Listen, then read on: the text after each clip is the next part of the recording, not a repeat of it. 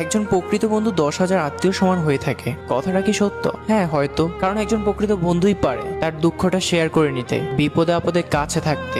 কিছু হয়নি শোনার পরেও আরে বল না কি হয়েছে, এমনটা প্রকৃত বন্ধুরাই বলে। প্রেম মানে আমি তোমাকে ছাড়া বাঁচবো না, আর বন্ধুত্ব মানে আমি থাকতে তোর কিছু হতে দিব না। ভালোবাসার জন্য কখনো নিজের বন্ধুকে মরতে দিও না, কারণ জীবনের শেষে দেখবে বন্ধুরাই সাথে রয়ে গেছে, ভালোবাসা নয়। একটা কথা মানতেই হবে, আপনার বন্ধু আছে বলেই কঠিন মুহূর্তগুলো হাসি মুখে কাটিয়ে দিতে পারছেন। বন্ধুরা এমন একটা জিনিস যারা পাশে থাকলে খারাপ সময়গুলো ভালো হয়ে যায়।